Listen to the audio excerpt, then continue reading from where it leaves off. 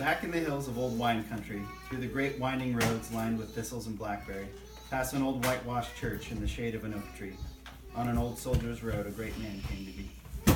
He was rugged and kind and partially blind, but a very grand life had he. The years of hard work with his hands and his heart turned every stranger to family. In the days of his youth, of his glorious youth, fresh from the Admiral's Navy, when he stood tall and proud because his back was quite strong and he still had the use of his knees. There eyed he a beauty of not 17, straight out of a movie or maybe a dream. He felt in his heart that he stood not a chance, but she beat him to it and asked him to a Sadie Hawkins dance. Cute. That day he met the light of his life, his sweet Myrna Lee, his partner, his wife, through thick and through thin. She stuck by his side, though hell should bar the way, and bumpy was the ride. To call the man dependent was to call the ocean blue. He's barely even tied his shoes since pert near 52. She came from a great big family, though how many kids, who knew? At least a baker's dozen if I'd had, at least a baker's dozen I'd guess, though I could be off a kid or two. The purest of the purest souls, no equal now or since, a lover for every human soul, her heart without offense. I've never seen a truer time when man was incomplete than in those days, those dark, dark days before the two did meet.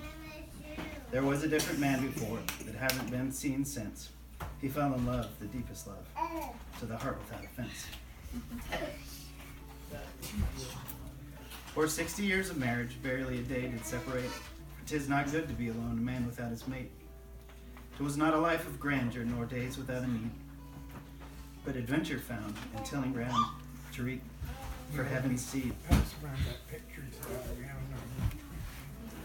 To love the great unlovely, and those not born to joy, he drudged the streets for broken men, and most he would employ. He walked in faith through troubled times and did the best he could, an honest floor-laying preacher man of piety and wood. You'd often find him giving to any man in need, though he had not much to give and a great big family to feed. Though few would call a wordsmith, not a poet or scholar of note, he'd recite every rhyme ever written with pride and a quiver in the back of his throat. Thanks for passing that along, by the way. He had an emotion about many things, but oh, when he came to recite, he'd have you up standing, saluting, and ready to take up the fight. Kipling, Frost, Dickens, and Keats, the words of Longfellow, the rhymes of Robert Louis Stevenson, the telltale rhythm of Edgar Allan Poe. This was his earthly language, the way he would converse, an archive of life through song or joke and many a sacred verse. A good many things could be said about the man, but refined he surely was not. He'd give you a wink at the end of a joke, but his good eye was pretty well shot. Robert Decatur may be just a man, but the best of the best is he, when he finds himself at Gabriel's gate, enlisted in heaven's grand army. Well done, good and faithful friend. Will be God's welcome then. Come and take a walk with me, further up and further in. This life is not about the things we gather on the way, but those damned weak and weary souls who need a place to stay. The wealth that can be found on earth is not in luxury, but the dirty work of dirty folk and the washing of their feet.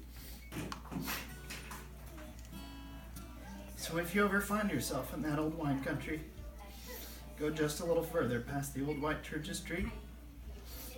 Take a breath and walk around and take some time to be on that grand old soldier's road where man and his sweet wife came to be. Oh my God. Dang it. Almost had it. Wow.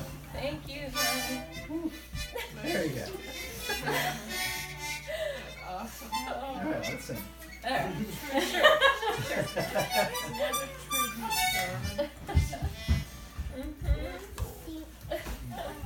Riches, more far richer than gold.